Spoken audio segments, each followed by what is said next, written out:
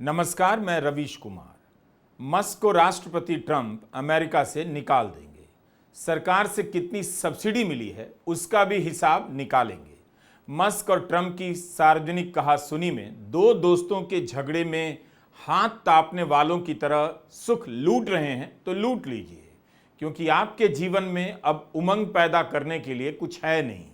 धर्म की राजनीति ने नफरत और कुतर्क की सारी हदों को पार कर लिया।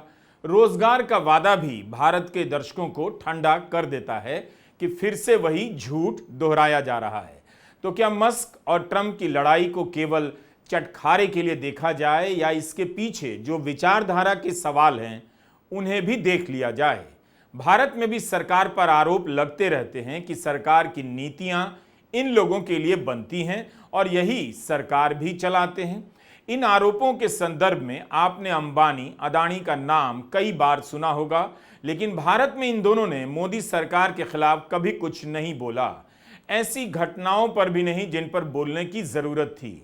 जब भी बोले सरकार के समर्थन में ही। भारत में 2014 के बाद से उद्योगपतियों की आवाज सुनाई देनी बंद हो गई, मगर इनका प्रभाव सरकार में कई गुना बढ़ गया। इसका अंदाजा तमाम मीडिया रिपोर्ट और विपक्ष के उठाए सवालों से मिल जाता है। इसलिए मस्क और ट्रंप की लड़ाई के संदर्भ में चर्चा भारत में भी हो सकती है कि इतना प्रभाव रखने वाले उद्योगपति, अरबपति सरकार की किसी नीति के बारे में क्यों नहीं बोलते, कुछ भी नहीं बोलते, जिससे अनजाने में भी सरकार की आलोचना हो जाए। आराम आराम से बात करते हैं और समझते हैं कि जो अमेरिका में हो रहा है अगर भारत में होता तो क्या होता। भारत में कोई उद्योगपति प्रधानमंत्री की गलत नीतियों को चैलेंज कर रहा होता और प्रधानमंत्री भी उन नीतियों का सार्वजनिक बचाव कर रहे होते। क्या ऐसा होता? ऐसा नहीं होता, क्योंकि उद्योगपति के बोलते ही ईडी की टीम दबोच लेती और उनकी घिघी बंद हो जाती। मस्क और ट्रंप की लड़ाई को देखने के लिए चश्मे का पावर बढ़ाना होगा। आंखें ठीक हैं तब भी मैग्नीफाइंग ग्लास से देखने की जरूरत है कि यह सिर्फ झगड़ा है या कुछ और भी।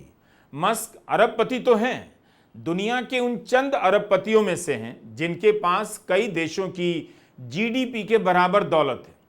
और इस छोटे से क्लब में भी मस्क गिनती के उन अरबपतियों में आते हैं जिन्हें मोनोपोलिस्ट कहा जाता है, जिनका प्रभाव राजनीति से लेकर सरकार की नीतियों पर सीधा होता है। तो अब ट्रंप और मस्क की लड़ाई को कैसे देखा जाए? नवंबर में जब राष्ट्रपति का चुनाव हो रहा था तब मस्क ट्रंप के समर्थन में खुलकर आए, उनकी नीतियों का प्रचार किया। सोशल मीडिया प्लेटफॉर्म एक्स पर दोनों एक साथ लाइव बातचीत करते हुए नजर आए। $300 मिलियन यानी भारतीय रुपए में करीब 2600 करोड़ रुपए का चंदा दे दिया। मस्क केवल पैसा नहीं दे रहे थे बल्कि ट्रंप की राजनीति का समर्थन कर रहे थे। ट्रंप सत्ता में आएंगे और नीतियां अरबपतियों के क्लब के लिए नहीं बनेंगी, जनता के लिए बनाई जाएंगी। लेकिन वही जनता वादों की आंधी में देखना भूल गई कि ट्रंप चुनाव प्रचार किसके पैसे से लड़ रहे हैं। जब चुनाव प्रचार में अरबपति खुलकर आएंगे तो सरकार में छुपकर क्यों काम कराएंगे। सत्ता में आते ही मस्क का व्हाइट हाउस में आना जाना इस तरह से बढ़ गया, लगा कि मस्क भी राष्ट्रपति की तरह शक्तिशाली हो गए हैं। बउआ, बुतरू एंड लाइकन फाइकन सबको लेकर व्हाइट हाउस में आने लगे। ट्रंप भी मस्क के बेटे एक्स पर स्नेह बरसाने लगे। एक्स भी मंच पर टहलता घूमता रहा, लेकिन अब सब कुछ वाकई में एक्स हो गया है। एक्स ट्विटर का नया नाम है, लेकिन यहां मैं उस एक्स की बात कर रहा हूं जो पुराना पड़ गया है, जिसे छोड़ा जा चुका है। एक्स के मालिक मस्क ट्रंप के लिए लगता है एक्स होने जा रहे हैं। बाकी बच गए वाई और जेड जो इस मसले पर वीडियो बना रहे हैं कि एक्स के अच्छे दिन नहीं आए तो एक्स नई पार्टी बनाने की धमकी दे रहे हैं। एक चीज का ध्यान रखना चाहिए, मस्क विशुद्ध अरबपति और बिजनेसमैन हैं। ट्रंप भी उतने ही विशुद्ध अरबपति और बिजनेसमैन हैं, जो राजनेता भी हैं अतिरिक्त रूप से। मस्क भी बिजनेस में पैसा कमाने के बाद राजनीति में आना चाहते हैं, लेकिन ट्रंप मस्क से सीनियर हैं, उनसे यह काम पहले कर चुके हैं और 2 बार राष्ट्रपति भी बन चुके हैं। ट्रंप का कारोबार काफी बड़ा है, रियल एस्टेट से लेकर होटल तक पता नहीं क्या क्या। अब मस्क धमकी दे रहे हैं कि वे अगले चुनाव में तीसरी पार्टी बना लेंगे। दुनिया भर में जिनके पास भी पैसा है वो अब पार्टी बना रहे हैं। भारत में भी लोग नई पार्टी बनाकर सपने बेचते हैं, लेकिन भारत में किसी अरबपति की औकात नहीं कि वह नई राजनीतिक पार्टी बनाने की बात खुलेआम कर दे। ईडी के दफ्तर से खाली लिफाफा चला आएगा तो हालत खराब हो जाएगी। तो यह लड़ाई दो राजनीतिक दलों या दो राजनेताओं में नहीं हो रही, दो उद्योगपतियों में हो रही है जो राजनीति को अपनी जेब में रखना चाहते हैं। सत्ता में आने के बाद भी ट्रंप सेंट बेच रहे हैं। आपने देखा ही होगा, मर्दों के लिए अलग परफ्यूम, औरतों के लिए अलग। ये मत समझिएगा कि इस तरह के बिजनेसमैन केवल पावर चाहते हैं, कारें और हवाई जहाज के बिजनेस में ही रहना चाहते हैं। मौका मिले तो ये लोग बालू से लेकर नून तक सब बिजनेस पर अपना कंट्रोल चाहते हैं, साथ में पावर भी आगे करेंगे भी। इसके लिए जरूरी है कि गली के नुक्कड़ पर जो व्यापारी बैठा है उसे इस तरह के तमाशे में उलझाकर खत्म कर दिया जाए। इतना बताना जरूरी था ताकि हम और आप मस्क और ट्रंप के भीतर बिजनेसमैन और राजनीतिक महत्वाकांक्षा को ठीक से पहचान लें। मस्क भी चुनावों में अवैध प्रवासियों को अमेरिका से निकालने की बातें किया करते थे, बहुत ट्वीट करते थे। उस समय भी उनके प्रवासी होने की बात उठी थी, सवाल उठे थे, लेकिन तब ट्रंप की लहर चल रही थी, आंधी। जनता कुछ देखना सुनना नहीं चाहती थी। उसे लगा कि बस ट्रंप आ जाएं, अच्छे दिन तो अपने आप आ जाएंगे। बताइए, मस्क के पास क्या नहीं है? बिल्डिंगें हैं, गाड़ी है, कार की कंपनी है, अंतरिक्ष में यान भेजने का सामान है, बंगला है, पैसा है। उसके बाद भी ट्रंप ने कह दिया, लगता है इनको अमेरिका से बाहर निकलवाना पड़ेगा। होगा कुछ नहीं, लेकिन इतनी बहस तो हो गई। अमेरिका में अभी भी राष्ट्रपति के खिलाफ बोला जा सकता है, जबकि यह भी एक भ्रम हो सकता है।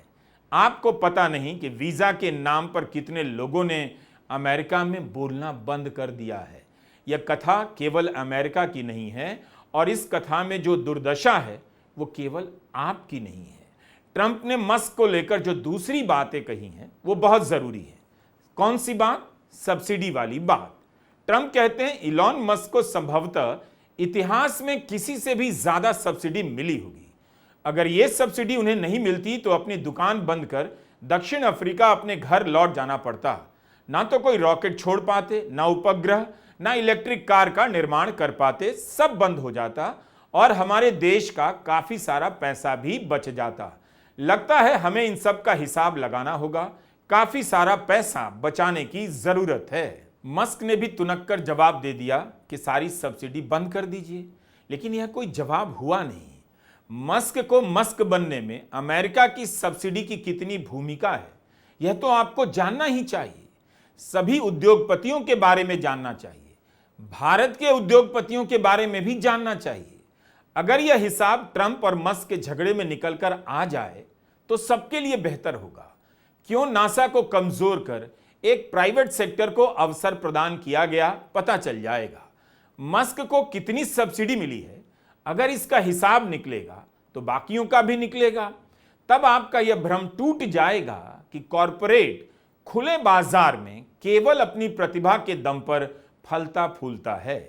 आपको जानना चाहिए कि कॉरपोरेट के बहुत सारे हीरो की दुकान आप जनता के पैसे की सब्सिडी से चलती है, बस आप जनता को पता नहीं चलता। अब देखिए, मस्क और ट्रंप की बातें करते करते कैसे भारत की बात जरूरी हो गई।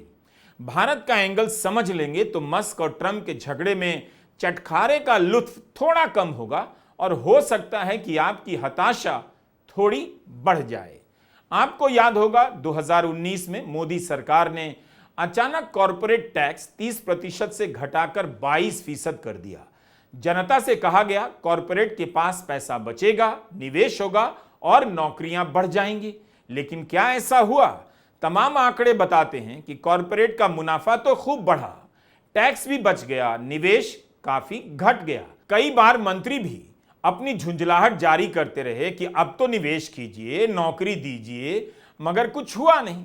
2019 से पहले भारत में जो टैक्स जमा होता था उसमें इनकम टैक्स का हिस्सा कम होता था, यानी जो टैक्स आप देते हैं, और कॉरपोरेट टैक्स का हिस्सा ज्यादा होता था। 1-2 साल गुजरते गुजरते भारतीय मीडिया में आंकड़े आने लगे कि कॉरपोरेट की चांदी हो गई। आम जनता टैक्स भरे जा रही है और टैक्स की छूट कॉरपोरेट को दी जा रही है। आम जनता भी तो अपनी मेहनत से देश में योगदान करती है।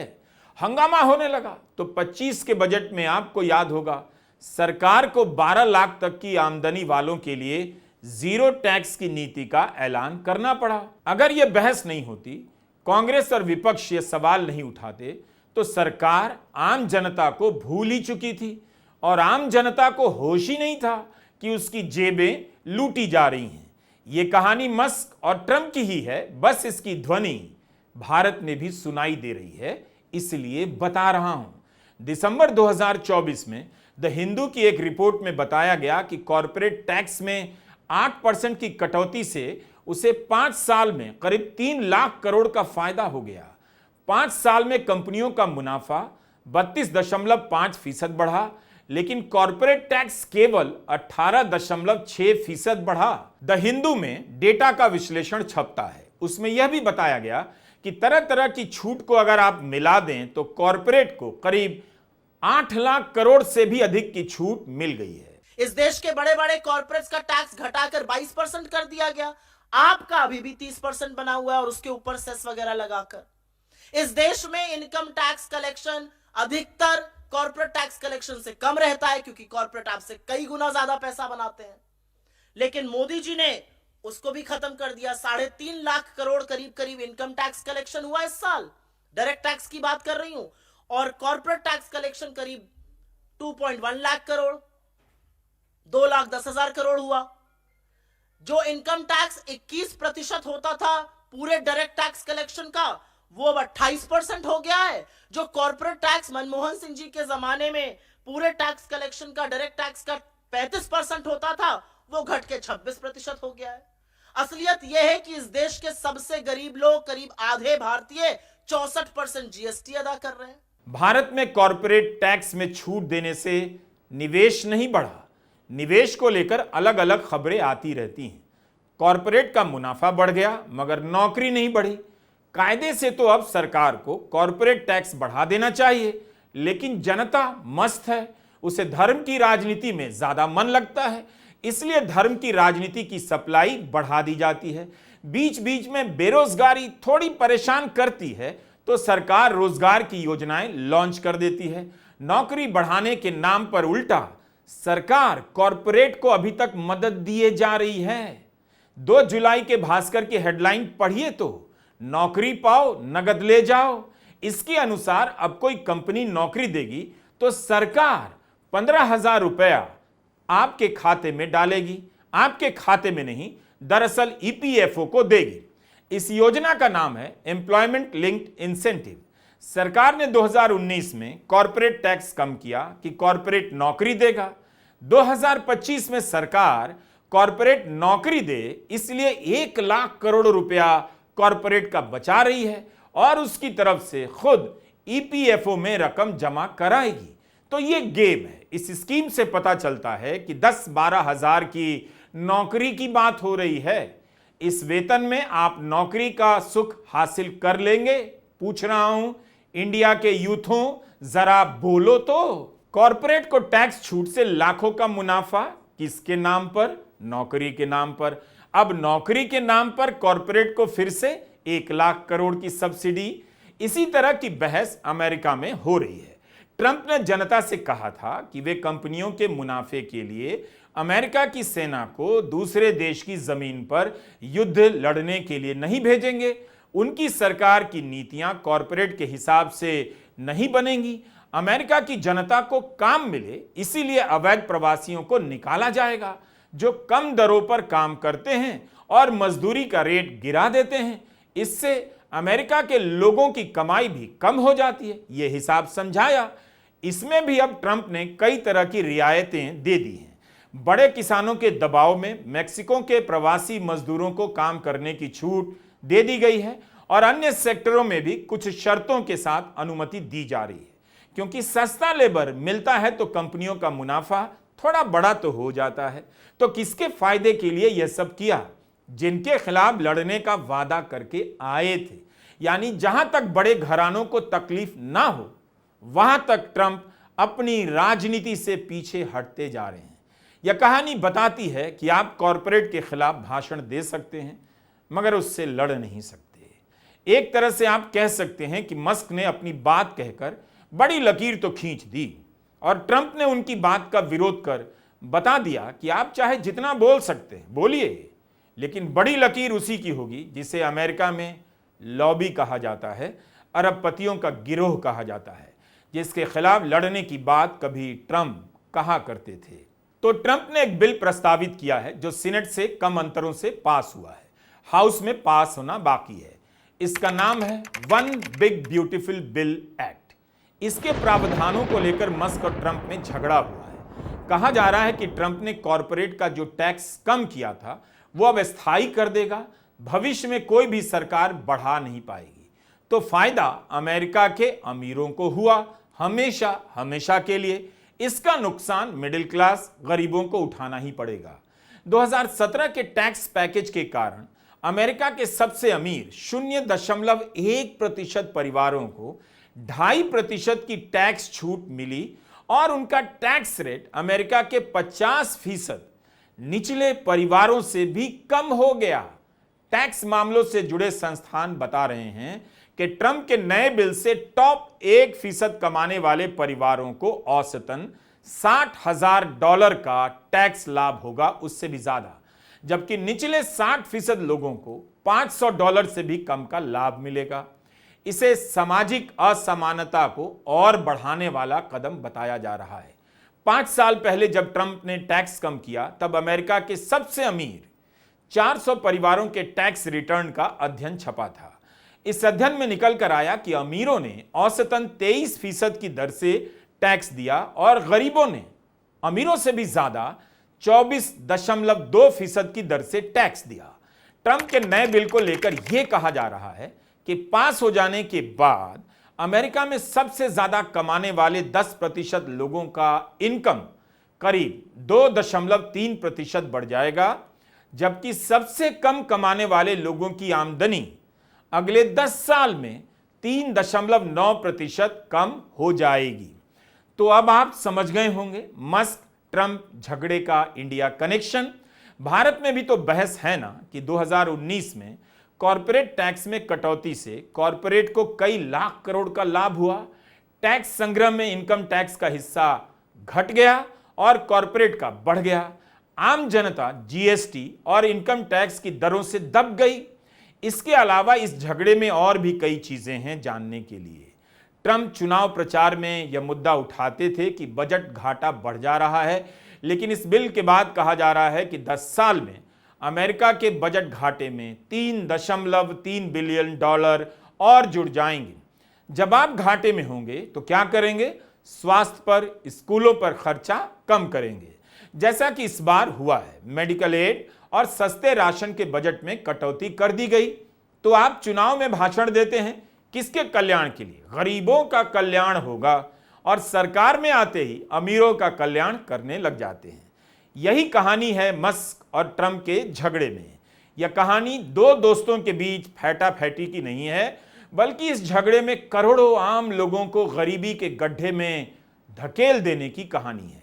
उम्मीद है आपको यहां तक क्लियर हो गया होगा। तो देखने से लगेगा कि ट्रंप ने मस्क जैसे अरबपति को धक्का दे दिया, लेकिन ट्रंप ने मस्क जैसे कई अरबपतियों का ही भला किया। क्लीन एनर्जी टैक्स को लेकर भी टकराव हुआ। बाइडेन के समय स्वच्छ ऊर्जा को प्रोत्साहित करने के लिए टैक्स में छूट दी गई।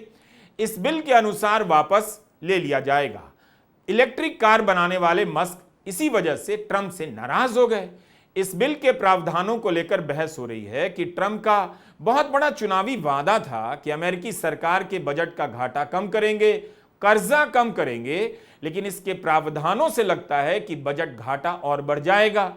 सरकार ने वादा किया था खर्चे में कटौती करेगी, मगर ऐसा होता नहीं दिख रहा।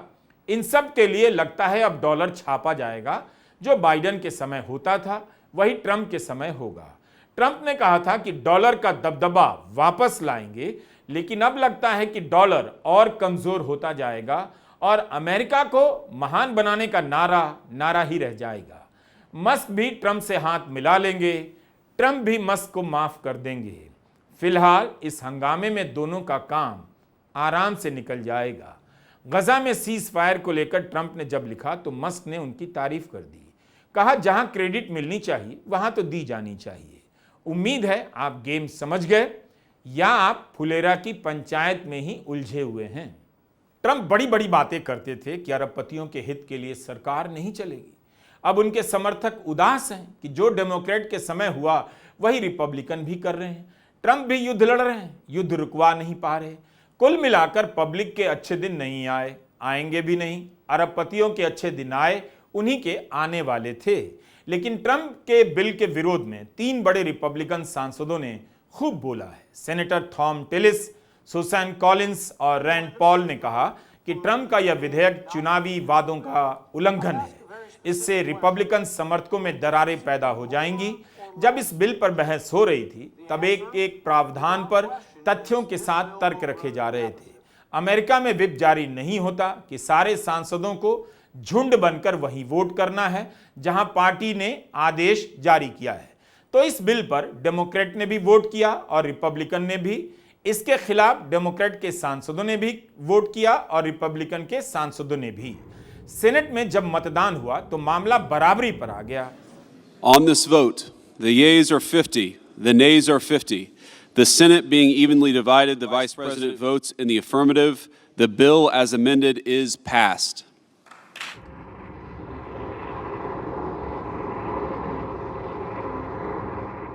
उपराष्ट्रपति जेडी वांस के वोट से ट्रंप को 51-50 से जीत मिली। ट्रंप के बिल के विरोध में उनकी पार्टी के सांसदों को बोलते हुए सुनिए और बीजेपी के सांसदों से पूछिए कि 10 साल में मोदी सरकार के लाए किसी कानून में क्या उन्हें कभी कोई कमी नजर नहीं आई।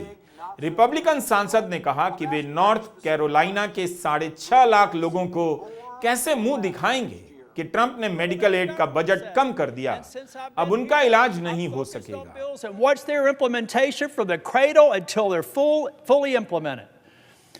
Mr. President, we owe it to the American people, and I owe it to the people of North Carolina to withhold my affirmative vote until it's demonstrated to me that we've done our homework. We're going to make sure that we fulfill the promise, and then I can feel good about a bill that I'm willing to vote for. But until that time, I will be withholding my vote. अभी America में चुनाव नहीं है, चुनाव 2-3 साल बाद होंगे। फिर भी टिलिस की नैतिकता देखिए, इस्तीफा देकर सेनेटर होने की सारी सुख सुविधाओं का त्याग कर दिया। भारत के राज्यसभा में ऐसे कुछ सांसद हैं जो अपनी पार्टी से अलग हो चुके हैं, लेकिन उस पार्टी के कारण जो सांसदी मिली है उसे नहीं छोड़ पा रहे हैं। यही नहीं, बिल पास होने से पहले ट्रंप के बढ़ते हमलों के चलते रिपब्लिकन नेता टॉम टिलिस ने कह दिया कि इसके बाद वे चुनाव ही नहीं लड़ेंगे। क्यों नहीं लड़ेंगे? क्योंकि वॉशिंगटन में स्वतंत्र सोच के लिए कोई जगह नहीं बची है। यही वो कहानी है जो ट्रंप और मस्क के झगड़े में सबसे बड़ी है और आपके लिए जरूरी है। स्वतंत्र सोच की जगह नहीं बची है, यानी जनता के पास अब कोई जगह नहीं बची, उनकी आवाज की कोई औकात नहीं रही। दुनिया भर में अरबपतियों ने राजनीति की हर धारा को अपने कब्जे में ले लिया है। उनके समर्थक हर दल में पाए जाते हैं, उनके लिए जगह ही जगह है, लेकिन केवल जनता के लिए, बात करने वालों के लिए स्वतंत्र जगह नहीं है। अमेरिका में भी नहीं है, भारत में भी नहीं है। सुनिए कि रिपब्लिकन नेता रैंड पॉल बता रहे हैं कि ट्रंप के बिल से अमेरिका का बजट घाटा और बढ़ता जाएगा। In deciding whether to vote for the big, not so beautiful bill, I've asked a very specific question. Will the deficit be more or less next year?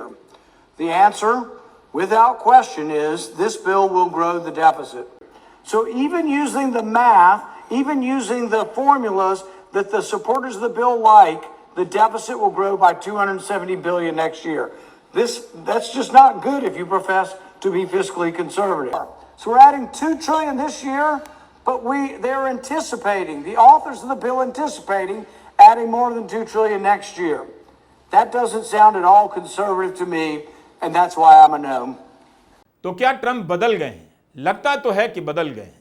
वे पूरी तरह से उस कॉरपोरेट का काम करने लगे हैं जो मस्क की तरह उछल कूद नहीं करता, सामने नहीं आता, बच्चों को लेकर व्हाइट हाउस नहीं जाता, चुपचाप अपने पैसे को दुगना तिगुना 100 गुना लाख गुना करने के जुगाड़ में लगा रहता है। उन्हें जो टैक्स में छूट मिली है वो अब स्थायी रहेगी और आम जनता जो सरकारी मदद से इलाज के भरोसे थी वो बिना इलाज के मर जाएगी। मस्क और ट्रंप की इस लड़ाई को आप ऐसे देखिए कि ट्रंप की राजनीति ने एक उम्मीद दिखाई कि अमेरिकी सरकार की नीतियों को अरबपतियों की लालच भरी निगाहों से दूर रखेंगे। नीतियां जनता के लिए बनेंगी और सरकार का पैसा जनता के कल्याण पर खर्च होगा। जनता को राशन मिल ही रहा है, दौलत उन्हीं 5-10 लोगों में बट रही है। यह कहानी दो दोस्तों की दुश्मनी की नहीं, मुट्ठी भर उन लोगों की है जिनका एक ही दोस्त है, पैसा। देश को महान बनाने, परंपराओं में गर्व करने की राजनीति होती ही है फटीचर। इस राजनीति में गरीबों को भटकाने के लिए बड़ी बड़ी बातें की जाती हैं और फायदा बड़े बड़े लोगों को पहुंचाया जाता है। नमस्कार, मैं रवीश कुमार।